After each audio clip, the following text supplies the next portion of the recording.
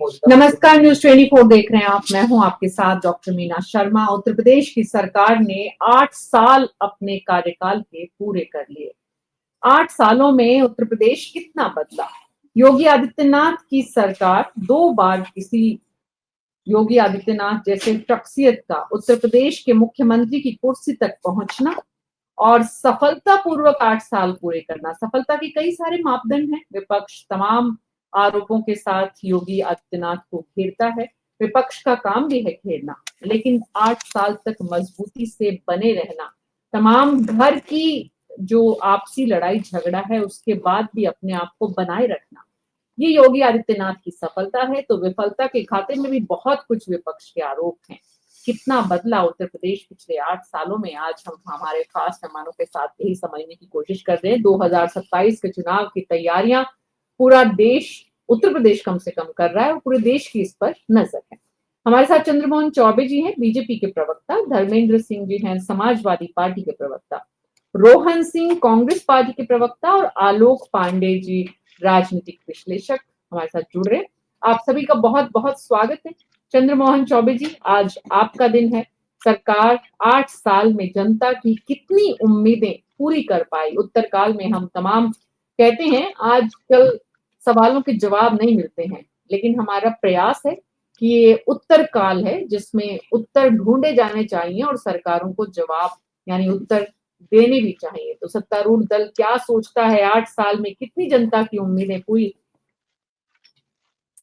मीना जी नमस्कार, और आपके सभी पैनलिस्ट भाइयों को नमस्कार, और आपके चैनल के सभी दर्शकों को भी नमस्कार।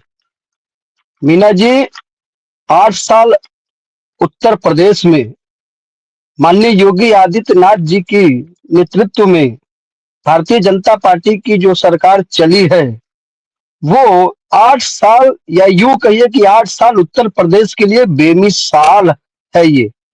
ये उत्तर प्रदेश है। इन 8 सालों में मीना जी आप परिवर्तन देखेंगी ना, तो आपको आपको चारों तरफ चहुमुखी विकास दिखेगा। चाहे वो स्वास्थ्य हो, चाहे शिक्षा हो, चाहे निवेश के मामले में हो, चाहे कानून व्यवस्था के मामले में हो। आप किसी भी क्षेत्र में अगर देखेंगी 2017 से पहले का उत्तर प्रदेश और आज का उत्तर प्रदेश, तो आपको जमीन आसमान का अंतर स्पष्ट रूप में दिखेगा। अगर आप देखेंगी तो यही उत्तर प्रदेश था। स्वास्थ्य की अगर आप बात करिए तो यही उत्तर प्रदेश था जब 2017 से पहले हमारा जो पूर्वी उत्तर प्रदेश है, वो जापानी बुखार के नाम से जब बरसात शुरू होता था तो लोग कांप जाते थे जापानी बुखार यानी इंसेफ्लाइटिस से। लेकिन आज अगर आप देखेंगे तो वो जो जापानी बुखार और इंसेफ्लाइटिस पता नहीं कहाँ चला गया है, वो जहां से आया था वहीं चला गया है। हमारे स्वास्थ्य के मामले में और सुनिए, इसी उत्तर प्रदेश में 2017 से पहले मात्र 14 मेडिकल कॉलेज हुआ करते थे। आज 8 मेडिकल कॉलेज हैं और 60 से अधिक जो मेडिकल कॉलेज शुरू हो चुके हैं। आप यहीं पर डॉक्टरों की पढ़ाई, हमारे यहाँ 2017 से पहले जो पढ़ाने के लिए जो सीट हुआ करती थी वो 2500 हुआ करती थी। आज मीना जी 12,000 से अधिक डॉक्टरों की सीट हो गई है। नर्सिंग की सीटें बढ़ी, वो भी अलग। तो ये आपका स्वास्थ्य हो गया। शिक्षा के मामले में यही उत्तर प्रदेश 2017 से पहले मीना जी हुआ करता था, जिसे नकल की मंडी कहा जाता था, जहां पर स्कूल जो है टूटे हुए थे। लेकिन आज कोई भी जो है उत्तर प्रदेश के ऊपर प्रश्न चिन्ह नहीं लगा सकता। आज कोई भी यहाँ आकर बंगाल से, बिहार से, केरल से आकर यहाँ पास नहीं हो सकता है। उसको हेलो हेलो चंद्रमोहन जी आप बोलें प्लीज, सुन रहे हैं आपको। जी आवाज, जी ठीक ठीक। और आप यही नहीं, इस अपेक्षा में अगर देखेंगी, जहां पर पहले 2 एक्सप्रेसवे हुआ करते थे उत्तर प्रदेश में, आज 8 एक्सप्रेसवे है, जिसमें 6 एक्सप्रेसवे चालू है। ये है विकास। और विकास चाहे जिस क्षेत्र में हो। आपको बता दें कि 2017 तक, 1947 से लेकर 2017 तक हमारे यहाँ महिला जो कांस्टेबल थी, उनकी संख्या जानती है मीना जी कितनी थी? मात्र 10,000 थी। और 2017 से लेकर आज 25 तक 12,000 से अधिक महिला कांस्टेबलों की भर्ती हुई है। तो ये काम करने का तरीका इनसे हम 4 गुना अधिक है। कानून व्यवस्था की अगर आप बात करेंगी मीना जी, तो ये वही उत्तर प्रदेश था जहां हर महीने होते थे। हमारे जो है, आप देखेंगे तो जो भी हिंदू धार्मिक आयोजन होते थे, चाहे वो कांवड़ यात्रा हो, उसके ऊपर तो आताताई दंगाई लाठी मारते ही थे। चंद्रमोहन चौबे जी, आप हर बात में मतलब कहीं ना कहीं बात शुरू हो, खत्म होने से पहले आप ये तड़का डाले बिना नहीं रहते। अरे आप यही बोलिए ना कि तमाम तरह की जो भी आयोजन हमारे प्रदेश में होते थे, आप बोलते हैं हिंदू आयोजन। अरे हिंदू धार्मिक पर्व क्या है? सभी धार्मिक पर्व है। अब आप ये बोलिए हाँ, कि बड़ी संख्या में जो पर्व, हाँ, तो आप क्यों चाहते हैं कि हर बार हर चर्चा परिचर्चा आखिरकार आकर वही टिक जाए? प्लीज प्लीज धर्मेंद्र क्यों कुमार नहीं सिंह मीना जी? मीना जी, चंद्रमोहन चौबे जी, मीना जी, हम चर्चा करेंगे ना। चंद्रमोहन चौबे जी, मैं आपके पास वापस आऊंगी। बाकी आपके पास बहुत बड़ी फहरिस्त है। आपने कहा 8 साल बेमिसाल, तो आपका काम है सरकार के कार्यों को बताना, निश्चित रूप से इसीलिए आपको आमंत्रित किया गया है। लेकिन विपक्ष की आवाज को सुनना भी। विपक्ष क्या सोचता है 8 सालों की आपकी बेमिसाली पर? धर्मेंद्र कुमार सिंह जी।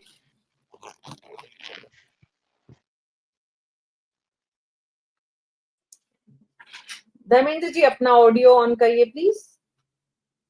जी जी, आवाज जा रही है? मैं कह रहा हूँ सरकार के प्रवक्ता के नाते भाई चंद्रमोहन जी की मजबूरी हो सकती है कि उपलब्धियां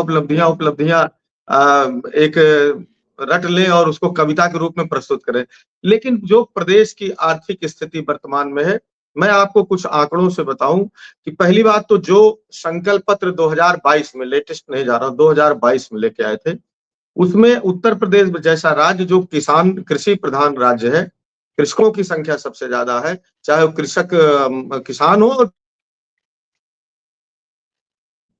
उन्होंने किसानों के क्षेत्र में, कृषि के क्षेत्र में गन्ना किसानों को 14 दिन में भुगतान की बात की थी, नहीं तो उनको ब्याज देने की।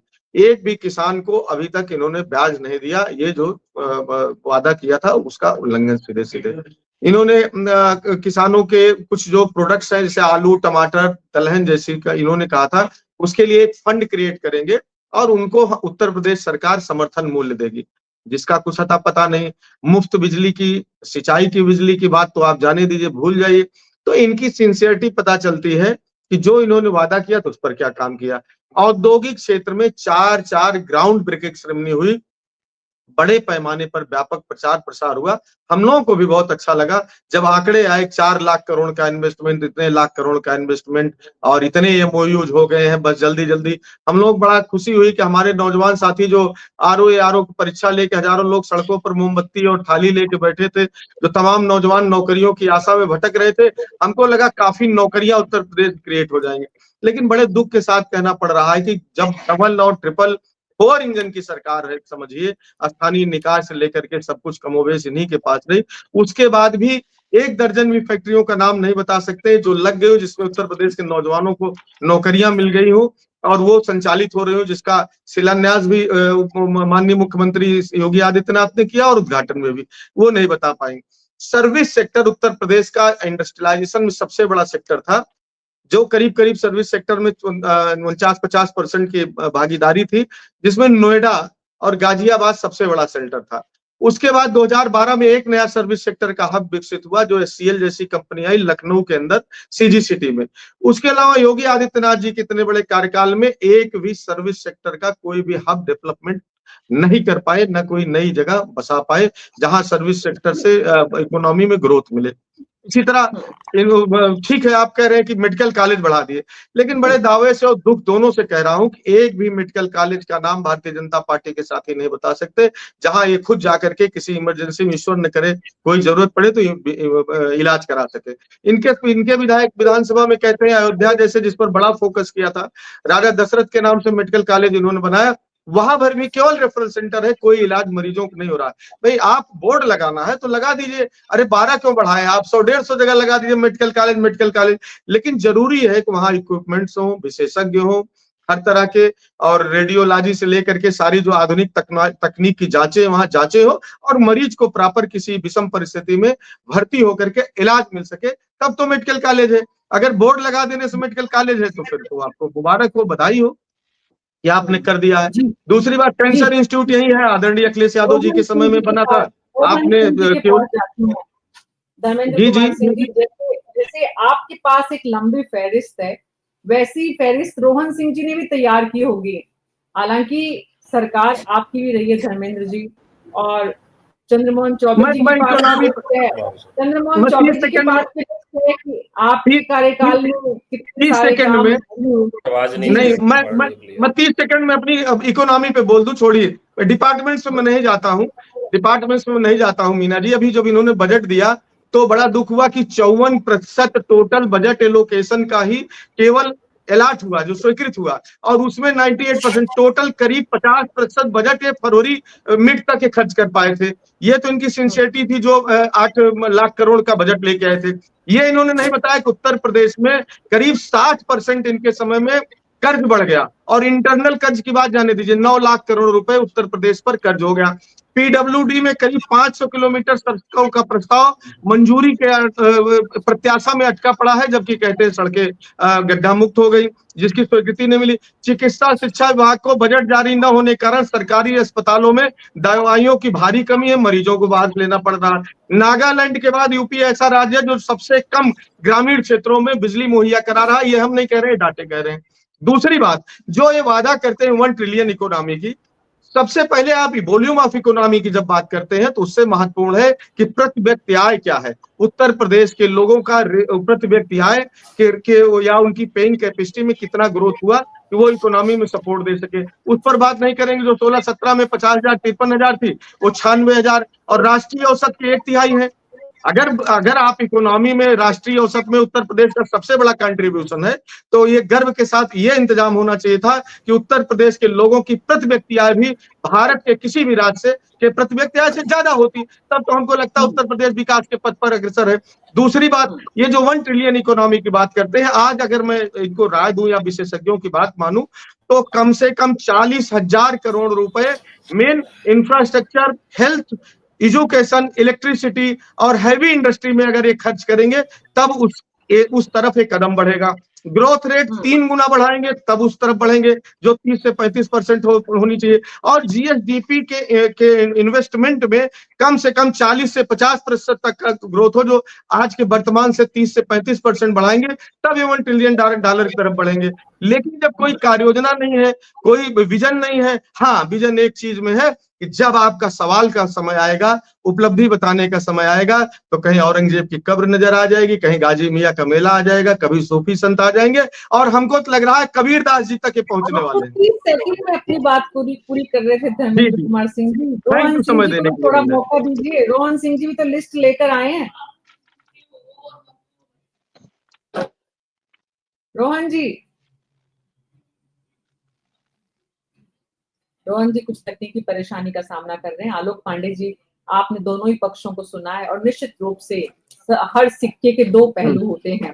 सरकार का जो निश्चित रूप से सरकार अपनी उपलब्धियां गिनाएंगी, और विपक्ष उन कमियों को सामने रखेगा, और तभी चेक एंड बैलेंस रहता है। जनता की जो जरूरतें हैं उनका ध्यान और ख्याल भी तभी रख पाती है जी, सरकार। आवाज आ रही है? जी रोहन सिंह जी बताइए। मीना जी, जी माफी चाहूंगा, बीच में आवाज चली गई थी। अभी धर्मेंद्र भैया ने पूरा आंकड़े गिनाए कि किस तरह से नागालैंड से पीछे उत्तर प्रदेश है। हम लोग हमेशा एक चीज कहा करते थे कि उत्तर प्रदेश अगर देश होता तो दुनिया का 5वां बड़ा देश होता, पूरे देश का सबसे बड़ा सूबा है। अगर उत्तर प्रदेश आगे नहीं बढ़ेगा तो देश आगे नहीं बढ़ सकता। पिछले 10 सालों से 11 सालों से डबल इंजन, मतलब प्रदेश में 7-8 साल हो गए और देश में 10.5 साल हो गए हैं। आप समझिए मीना जी, हम सब ने अपने आंख के सामने देखा कोविड का समय, हम सब ने अपने आंख के सामने पिछले 8 सालों में देखा कि उत्तर प्रदेश में किस तरह के मुद्दों पे बात हो रही है। लड़के पलायन कर रहे हैं, किसी के लिए रोजगार नहीं है, वैकेंसी कहीं नहीं है। गांवों में देखिए क्या स्थिति हो गई। आखिर में 80 करोड़ जो लोगों को राशन बांटा जा रहा है, उसमें सबसे बड़ा हिस्सा उत्तर प्रदेश में बांटा जा रहा है। राज्य के ये सरकारी आंकड़े हैं ना, ये कोई बाहर के आंकड़े तो है नहीं। फिर सड़कों की बात हुई थी योगी जी की, मैं मतलब शुरुआत से ही बात करता हूँ। जब योगी जी आए तो उन्होंने कहा कि 6 महीनों में सड़कें सब सही हो जाएंगी। चंद्रमोहन भैया से मैं कहूंगा कि आप पूर्वांचल में जाके देखिए, गाजीपुर, बलिया, सब जो बड़ा वाला हाईवे बना हुआ, उसके अलावा गांवों में भी सड़क जाती है। उन एक्सप्रेस वे से थोड़ा सा दूर कस्बों में, मोहल्लों में भी, टोलों में जाती हैं सड़कें, उनको देखिए भैया। बात क्या होती है ना कि ये ऑप्टिक्स दिखता क्या है और है क्या। ये पूरी टाइम से 5 साल सरकार चल रही है, वो भी अगले चुनाव की तैयारी में चल रही होती है। लगातार इलेक्शन मोड, लोगों के पब्लिक इमेजिनेशन पे कब्जा बना रहे, उसकी लड़ाई होती है। ये कुंभ हो या कोई भी जो भी कार्यक्रम होते हैं, तो ये रोहन इस सिंह तरह से जी, एक बात तो समझ लीजिए, सत्ता में रहते हुए लगातार सत्ता वापसी के प्रयास किसी भी सरकार के सकारात्मक प्रयासों में ही माना जाएगा। अब वो 24 घंटे लगे रहते हैं, 365 दिन लगे रहते हैं, वो उनका काम है, उनकी प्राथमिकता है, उनकी प्राथमिकता है। जी जी मैम, इसमें मेरा कैविएट है। ये मेरा एक तर्क ये है कि ऑप्टिक्स कई बार हावी हो जाते हैं सब्सटेंस से। मतलब जो मूल तत्व है वो उसकी जगह वो उसका पैकेजिंग ही रह जाती है। तो आखिर में क्या पैकेजिंग तो जनता को तय करना है ना कि पैकेजिंग है तो उनके हिस्से में क्या आया, रैपर आया कि डब्बा आया खाली, कि उनके हिस्से में क्या आया, जनता तय करेगी। जाए कि 22 में योगी जी चुनाव जीत गए और 8 साल पूरे हो गए हैं इनके, तो ये जनता ने इनको 2022 में जिता दिया, तो इन्होंने सरकार अच्छी चलाई हुई थी। ये पैमाना नहीं हो सकता है। हाँ, ये हो सकता है कि बहुमत इन्होंने पाया, जो भी पड़े हुए परसेंटेज थे उसमें से। लेकिन अगर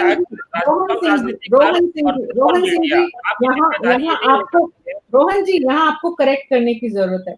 सत्तारूढ़ दल अगर वापसी करता है, जनता अगर उसे वोट देती है, तमाम उनके जो वोट हासिल करने के प्रयास हैं, तमाम उनके अस्त्र शस्त्र हैं, उनके बाद भी उनके पास सत्ता है, यानी कि जनता ने उन्हें स्वीकार किया है, यानी कि जनता ने उनके काम पर मोहर लगाई है। इसमें तो कोई दो राय नहीं है। मीना जी माफी चाहूंगा, बीच में टोक रहा हूँ। 2 चीजें हैं। पहली चीज ये है कि चुनाव जीतना अलग विषय होता है और राज्य चलाना अलग विषय होता है। चुनाव जीतने से राज्य कैसा चलाया इसको डायरेक्ट नहीं आप रिलेट कर सकते। हाँ, ये है कि अच्छे बेहतर राजनीतिक दल हो सकते हैं, बेहतर इलेक्शन मशीनरी है, संसाधनों का अच्छा बेहतर उपयोग कर रहे हैं, इसलिए चुनाव जीत गए। लेकिन इसलिए कहा जाए कि वो 22 का चुनाव जीते थे इसलिए उन्होंने 17 से 22 ऐसा प्रदेश चलाया जैसा किसी पूर्ववर्ती किसी और सरकारों ने चलाया, ये तो नहीं कहा जा सकता। रही बात ये, हमारे रोहन सिंह जी, इसका मतलब ये है कि कहीं भी अगर कांग्रेस की सरकार रिपीट होती है तो उनका परफॉर्मेंस, उनका काम क्राइटेरिया नहीं होगा, जरूरी नहीं है। फिर ये पूरा जरूरी नहीं है कि उसी वजह से जीते हो। मैंने बताया ना कि इलेक्शन मशीनरी है। अगर हम लोग अगर एक चीज तो समझिए, तो राजस्थान हम लोग जीत जाते। राजस्थान हमको जीतना चाहिए था। छत्तीसगढ़ में भूपेश बघेल जी को चुनाव जीतना चाहिए था। भूपेश बघेल जी ने लोगों के गोबर तक को खरीदा, चावल सबसे ज्यादा पूरे देश में चावल की कीमत अदा करी। छत्तीसगढ़ हम लोग हार गए ना। ये जरूरी नहीं होता। ये पूरा चुनाव लड़ने का हुनर एक राजनीतिक दल किस तरह से काम करता है उस पर डिपेंड करता है ज्यादातर। ये मेरा मानना। चुनाव लड़ना एक राजनीतिक दल का हुनर है, लेकिन सत्ता चलाना एक सरकार का काम है। और सत्तारूढ़ दल अगर वापसी करता है तो निश्चित रूप से सत्ता में रहते हुए सरकार ने जो किया है वो उसके खाते में जरूर जाता है। वो प्लस और माइनस दोनों जा सकता है। आप ये बात आइए, अगर हम और आप अगर जो पिछले आज 10 साल पीछे के समय चले जाइए, ये हाइपर एक्टिव समय है, सोशल मीडिया और सारी चीजें बदल गई, राजनीतिक का तरीका बदल गया। अगर 10 साल पीछे चले जाएं और सोचिए 10 साल पहले अगर कोविड हुआ होता तो क्या वो सरकार रिपीट करती जिस तरह से उत्तर प्रदेश में कोविड का हाल था? लेकिन सरकार रिपीट करी ना। आलोक भैया हंस रहे हैं, वो अलग विषय है। आप भी, लेकिन मेरा सर मैं आपकी जो है इनोसेंसी पर हंस रहा हूँ, आप तो इनोसेंट बहुत है या इनोसेंट तरीके से बता रहे हैं? इतना राजनेता इनोसेंट नहीं होता है पार्टी का प्रवक्ता जितना आप बता रहे हैं। क्यों नहीं? आलोक पांडे जी, इनोसेंस बचाए रखने में अगर कोई पॉलिटिकल पार्टी का प्रवक्ता कामयाब है तो उसे बधाई देनी चाहिए। आलोक जी, ये पॉलिटिकल इनोसेंसी की बात कर रहा हूँ। आलोक जी, इनोसेंस तो बची नहीं है, बड़ी मुश्किल है। इसलिए चाहे वो पत्रकार हो, चाहे वो प्रवक्ता हो, अगर इनोसेंस बचा के रख पाने में कामयाब है तो ये बहुत बड़ी उपलब्धि है, बधाई के पात्र है। लेकिन आलोक जी, मुद्दा ये है कि आलोक जी, रोहन सिंह जी विपक्ष में हैं, उनका काम है सरकार की कार्यशैली पर सवाल उठाना। लेकिन सरकार की कार्यशैली पर सवाल सिर्फ टीवी डिबेट्स में मीडिया पैनलिस्ट उठाएं या ग्राउंड पर पार्टी का वर्कर उठाए, उसमें बहुत बड़ा फर्क होता है। हालांकि नैरेटिव तो टीवी देखकर भी बनता है, हमारी डिबेट सुनकर भी बनता है, लेकिन एक आम आदमी के बीच आप जाकर ग्राउंड पर जब काम करते हैं तो उससे व्यक्तिगत आपका कनेक्शन भी होता है, जो कि खुद रोहन सिंह जी एडमिट कर चुके हैं कि सत्तारूढ़ दल यानी बीजेपी एक ऐसी पॉलिटिकल पार्टी है जिसे चुनाव जीतने का हुनर आता है, तो वो हुनर जनता के बीच जाने से ही गाढ़ा होता है, बनता है। आलोक पांडे जी, सवाल ये है कि 8 साल में उत्तर प्रदेश को आप कितना आगे बढ़ा हुआ देख पा रहे हैं, कहाँ कमियां रही हुई आपको नजर आ रही है? देखिए, उत्तर प्रदेश में एक तो जो समाज में इमेज क्या है, लोगों के मध्य मेन बात ये होती है। सरकार की क्रेडिबिलिटी ये है कि वो इमेज क्या मेंटेन कर पाती है। उसमें हमें कह सकते हैं मीडिया का उपयोग, दुरुपयोग और बहुत सारी सोशल मीडिया का, भारतीय जनता पार्टी में 24 आवर हुनर। तो फिर ये लोकसभा में समाजवादी पार्टी 37 सीटें कैसे जीते? इनकी मीडिया कहाँ चली गई थी? इनका प्रबंधन कहाँ चला गया था इस लोकसभा चुनाव में? 240 सीटों में कैसे भारतीय जनता पार्टी रह गई थी?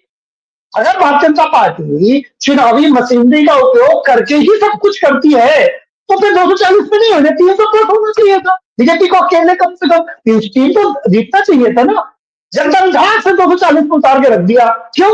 भारतीय जनता पार्टी के नेताओं का घमंड बोलता था। आप उनका एटीट्यूड देखिए, लेकिन 240 आने के बाद फिर से एटीट्यूड नॉर्मल हो गया। तो इसलिए जनता को जब हम विवेक पर प्रश्न लगाते हैं तो मुझे लगता है लोकतंत्र पर प्रश्न लगाते हैं। जनता हम सबसे ज्यादा समझदार है। आप इनोसेंट बन के चले जाइए, उनके बीच में बैठिए, समझ में आ जाएगा। क्यों कैमरा नहीं होना चाहिए? कैमरे के बाद वो दूसरी तरह से बोलती, नेचुरली एक बात करिए उनसे। जनता हर चीज बारीकी से देखती है, सच और झूठ भी देखती है, नेताओं के किए गए वादे भी देखती है। फिर वो किस हद तक उन्हें माफ करना है, किस हद तक उन्होंने काम किया है तो हमने दोबारा रिपीट करना है। कोविड के बाद कोई जनता की कोई सरकार दोबारा आ जाए कितने लोगों की मृत्यु के बाद, तो ये कोई प्रबंधन की वजह से नहीं है, ये नीयत की वजह से है कि जनता ने समझा कि भारतीय जनता पार्टी के नेताओं की नीयत ठीक थी। हो सकता है नीति में कमियां रही हो। तीसरी बात आते हैं कि रोजगार क्या है। रोजगार एक ऐसा मुद्दा है, जब स्वतंत्रता प्राप्त हुई और जवाहरलाल नेहरू प्रधानमंत्री बने उस दिन भी विपक्ष कहता था रोजगार में सरकार फेल है। फिर अटल बिहारी वाजपेयी जैसे नेता विपक्ष में आए, वो भी कहते थे रोजगार में भारत फेल है। फिर कांग्रेस विपक्ष में आई, वो भी कहती है रोजगार के मामले में सत्तारूढ़ दल फेल है। रोजगार जिस तरह से जनसंख्या बढ़ रही है उस गति से रोजगार भारत का विश्व में कोई डेवलप नहीं कर सकता। भारत एक डेवलपिंग इकोनॉमी है और हमारी पॉपुलेशन की जो ग्रोथ है और जो हमारी इकोनॉमिक ग्रोथ है उसमें मैच नहीं रहा पिछले 75 सालों में, कभी नहीं रहा। इसलिए डेवलपमेंट ऐसा मुद्दा है जहां कोई भी सरकार जनता के पूरा जो उनकी एम्बिशंस है उनको प्राप्त नहीं कर सकती। उत्तर प्रदेश की सरकार, ये सरकार भी उस तरह के एम्बिशंस को नहीं प्राप्त कर पाई है। बहुत सारे ऐसे मुद्दे हैं जहां पर वो चीजें होनी चाहिए। जैसा कि अभी हमारे सपा के प्रवक्ता ने कहा था कि या शायद कांग्रेस के भाई ने कि रोडे हाईवे तो अच्छे हुए हैं लेकिन अंदर की रोडे अभी गड़बड़ है। इस बात से मैं सहमत हूं। हालांकि इस चुनाव सरकार के आने के बाद उस पर कम से कम मैं जैसे अब मैं उदाहरण बताऊंगा तो मैं अपने गांव का बताऊंगा ना, क्योंकि मैं तो वही देख रहा हूं। मैं ये तो नहीं कह सकता कि मैं कार उठाऊंगा और पूरे उत्तर प्रदेश में अपना हर गली कूचे में देखने जाऊंगा। मैं कोई पॉलिटिकल कार्यकर्ता तो हूं नहीं। जैसे एक एग्जाम्पल है कि मेरे गांव में क्या हुआ, मेरे क्षेत्र में क्या हुआ, वो बदलाव है। लेकिन ये जरूर है जिस तरह से इंडस्ट्री लगनी चाहिए, क्या उस गति से इंडस्ट्री लगी है? तो उत्तर आएगा कि शायद नहीं, गति में कमी है। इलेक्ट्रिसिटी की जैसे हम बात करें तो मैं अपने गांव को फिर उदाहरण लूंगा। अखिलेश भाई के शासनकाल में हमारे पापा मम्मी कभी खाना नहीं खा पाते थे, शाम को लाइट नहीं रहती थी। एक तार जलता था, कानपुर नगर, कुर्मी गांव, नरवल तहसील, आप पता कर लीजिए। लेकिन आज की डेट में 18 घंटे लाइट है। अखिलेश भाई के समय में लाइट नहीं रहती थी। ये बात को मानना पड़ेगा। अखिलेश जी के समय में मैंने कहा कि अखिलेश जी के समय में हॉस्पिटल और कांग्रेस की सरकार थी, वहां प्राथमिक स्वास्थ्य केंद्र बना, लेकिन कोई डॉक्टर कभी नहीं आता था। भारतीय जनता पार्टी के समय में अभी भी कमी है, एक दिन होम्योपैथिक वाला आता है, एक दिन एलोपैथिक वाला आता है, लेकिन ये डॉक्टर भेज पाए, वरना वो सफेद हाथी की तरह बिल्डिंग खड़ी थी। तो ऐसा नहीं, बस्ता में मेरे गांव में पानी की टंकी बनवाई। तो हर सरकार कुछ ना कुछ काम करती है, लेकिन जिस तरह की एस्पिरेशन वो है उत्तर प्रदेश में भाजपा सरकार से, मुझे लगता है उसमें गति में कमी है, गति और तेज होनी चाहिए। जी चंद्रमोहन चौबे जी, आई एम श्योर आप आलोक पांडे जी की बात को बायस्ड नहीं मानेंगे। विपक्ष के प्रवक्ताओं की बात में तो विपक्ष का काम है आलोचना करना, लेकिन आलोक पांडे जी तो समालोचक के रूप में देख रहे हैं, जहां आपकी प्रशंसा भी है और आपकी कमियां भी हैं। कहां कहां आप पाते हैं कि सरकार कम कर पाई है, सरकार का काम रफ्तार और बढ़नी चाहिए थी जिसे आप बढ़ा नहीं पाए, और क्या कारण रहे उसके? मीना जी, हम सवाल का जवाब देना जानते हैं। भारतीय जनता पार्टी कभी भी सवालों से भागने का काम नहीं करती है। निश्चित तौर पे जितनी अपेक्षाएं होती हैं, कोई भी व्यक्ति हो, उस प्रकार से अपेक्षाएं थोड़ी कम रहती है। लेकिन आप आकलन करेंगी मीना जी, समाजवादी पार्टी सरकार का या हमारी पूर्ववर्ती सरकार का, उनके काम करने के तरीके में और हमारे काम करने के तरीके में तो आपको अंतर स्पष्ट दिखेगा। और मीना जी, हम हवा में बात नहीं कर रहे हैं, हम कुतर्क में नहीं, हम तर्कों के साथ आपको जवाब देंगे। मीना जी, आप औद्योगिक विकास उत्तर प्रदेश का क्या था, आप इसी से अंदाजा लगाइए कि 1996 से लेके और 2017 तक मात्र यहाँ 200 करोड़ रुपए एफडीआई यानी कि निवेश आया था। और मीना जी, मैं आप गूगल करके या किसी से पता कर लीजिएगा, 2017 से लेके और वर्तमान तक 2300 करोड़ रुपए का यहाँ पर निवेश आया है। और मीना जी, यही उत्तर प्रदेश का बजट 2017 से पहले 3 लाख करोड़ का होता था, आज 8 लाख करोड़ का है। मीना जी, यही 2017 से पहले उत्तर प्रदेश की जीडीपी 11 लाख करोड़ हुआ करती थी, आज 24 लाख करोड़ है। मीना जी, रोजगार पे अभी समाजवादी पार्टी के भाई बात कर रहे थे, हमारे धर्मेंद्र जी, और कांग्रेस के भाई बात कर रहे थे, रोहन जी। लगता है कि इन लोग 2017 से पहले वाला ही जीवन जी रहे हैं या इनके पास जानकारी है। 2017 से पहले मीना जी, मैं आपको कुतर्क नहीं तर्कों के साथ बता रहा हूं कि 5 साल बसपा की सरकार रही 2007 से 12, और जानती हैं सरकारी नौकरी ना रोजगार के आधार मानते हैं ये, तो उस समय 92,000 लोगों को सरकारी नौकरी मिला था बसपा सरकार में।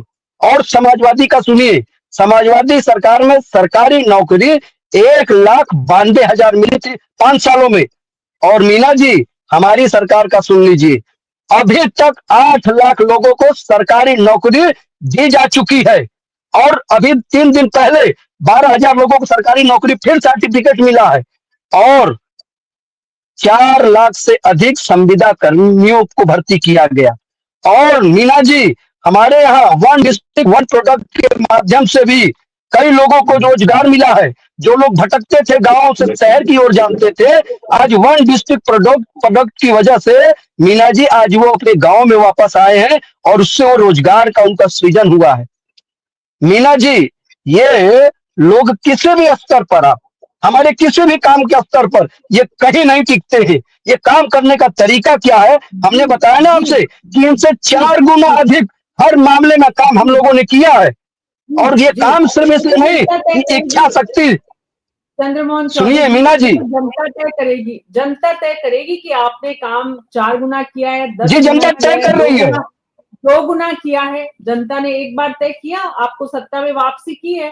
अब 8 साल, जी जी 5 साल में और 8 साल में 3 साल और बढ़ गए हैं। 2 साल बाद जब चुनाव होंगे तब जनता क्या सोचेगी, वो उसकी तैयारी आप भी करिए, विपक्ष भी कर रहा है। धर्मेंद्र कुमार सिंह जी को बड़ी आपत्ति है आपकी तमाम बातों से, और इसलिए वो पहले से ही हाथ खड़ा कर रहे हैं। धर्मेंद्र जी, सवाल लेकिन मीना जी हमें मौका आप कम दे रही है। मीना जी, आप हमें मौका कम दे रही है। सुनिए चंद्रमोहन जी, आप तो हमें अधिक मौका, हमें जवाब देने का, विपक्ष को सुनना ज्यादा जरूरी है चंद्रमोहन जी। लेकिन फिर भी आपको लग रहा है कि समय कम मिल रहा है, तो आप और बोलिए अपनी बात को, लेकिन थोड़ा संक्षेप में। नहीं मीना जी, हम संक्षेप, मीना जी हमने काम किया है, हम तो आपसे तर्कों के आधार पे कह रहे हैं कि हम जो जो बोल रहे हैं आप उसको आप गूगल पे ढूंढ लीजिए, आप सरकारी आंकड़े, मैंने आपको सरकारी आंकड़े दिए हैं, मैंने हवा हवाई में नहीं कि जैसा सपा के लोग बोलते हैं कि खाता न बही, जो समाजवादी बोले वो सही। हम तो आंकड़े हैं, हमारे पास तर्क है, और तर्कों के साथ हम डंके की चोट पे बात करते हैं, हम लोग इधर उधर की बात नहीं करते हैं। हमने आपको रोजगार पर बताया, हमने यहाँ जो जितने यहाँ बदलाव हुए, चाहे अस्पताल बने हो, सड़क बने हो, हमने उसको भी बताया, और तर्कों के आधार पर हमने रोजगार पे बताया, हमने किसानों पर, ये किसानों की बात करते हैं मीना जी, इनके समय में किसानों के जो गन्ना मिल थे वो बिकते थे, उनकी जमीनें बिक रही थी, इन लोग जो है गन्ना जहाँ पे चीनी मिले वो बिक रही थी, और हमारे समय में चीनी मिले जो है पुनः चालू किया जा रहा है, चाहे पिपराइच का मिल हो या पश्चिमी उत्तर प्रदेश में, हमारे समय में ना। झूठ की एक सीमा होती सुनने की। अब अरे चंद्र झूठ, अरे क्या पिपराइच में चालू नहीं हुआ? आप लोग के समय में चीनी मिलें नहीं बिकी थी? नहीं, सच सच सुनिए। अरे जोर से चिल्लाने से थोड़े मान लेंगे आपसे, हमारे समझ में भी। अरे हम जोर से नहीं, हम सच, अपनी बस्ती हमारा सच है, उखाड़ के भारतीय जनता हमारा पार्टी सच है, जरा पता करिए। धर्मेंद्र जी सच है।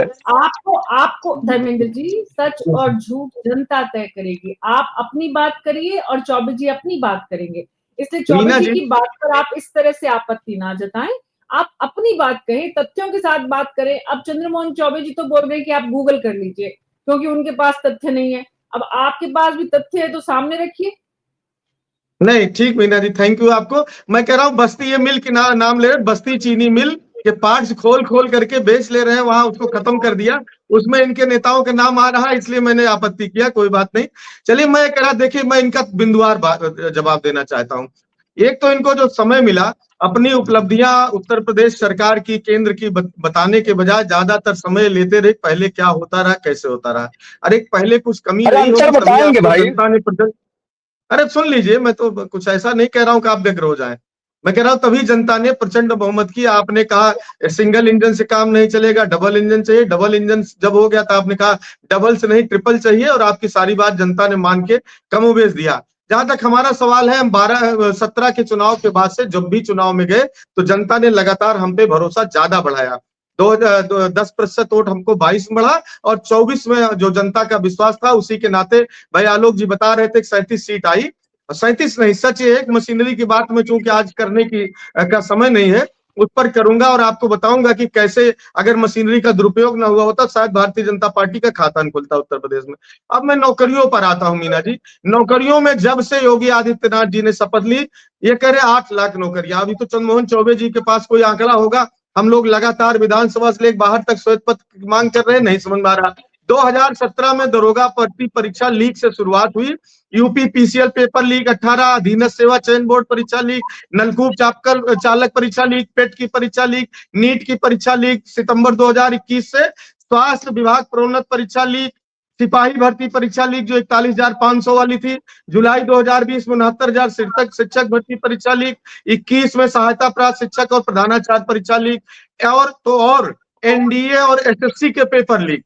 यह लीक सरकार की स्थिति नौकरियों को लेकर के रहे। आरओ का आपने खुद भी डिबेट किया था, कितना बड़ा छात्रों ने इलाहाबाद में सड़कों पर रात दिन आयोग के सामने उनकी हठधर्मिता के सामने रहे, अभी तक परीक्षा नहीं करा पाए। अभी पता चला कि इन्होंने उसका जारी किया है शेड्यूल।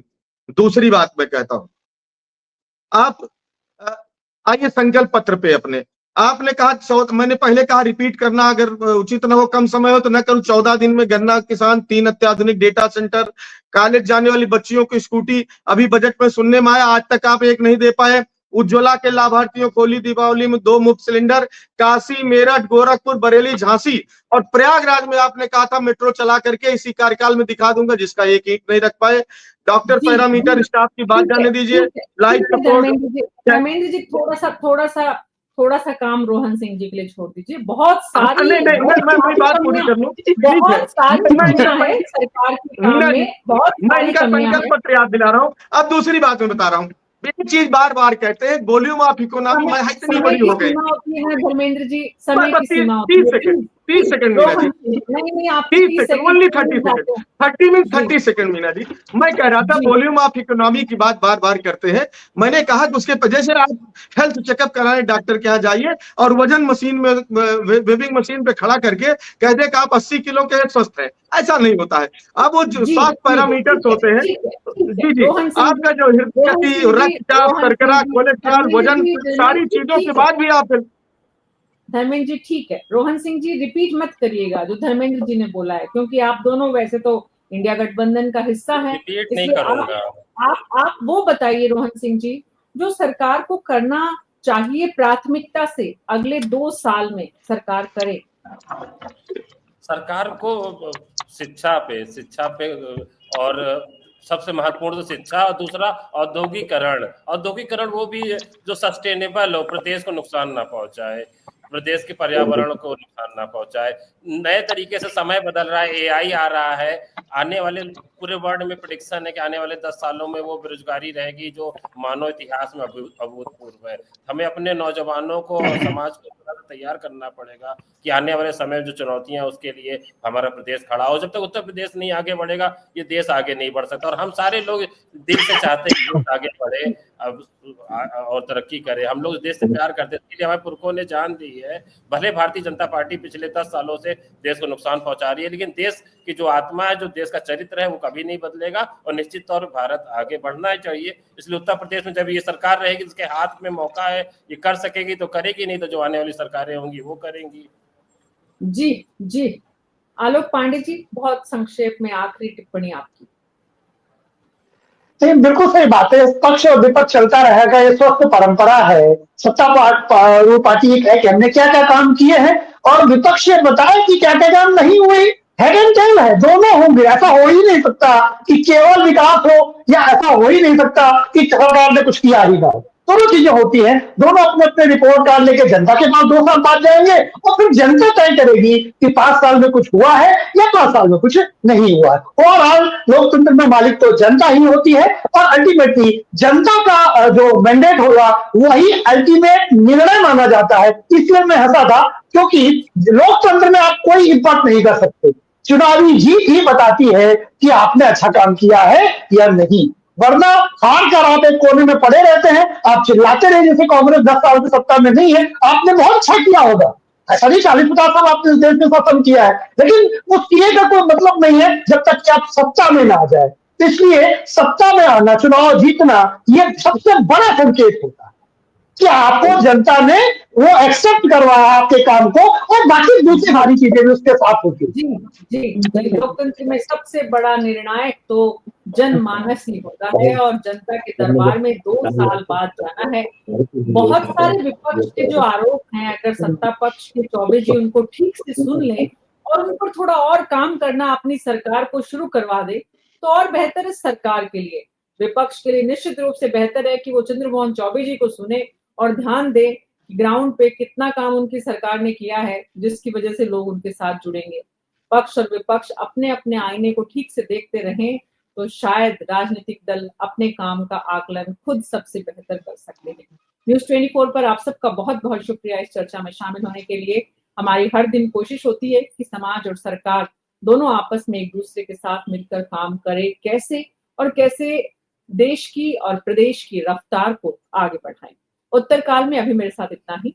नमस्कार।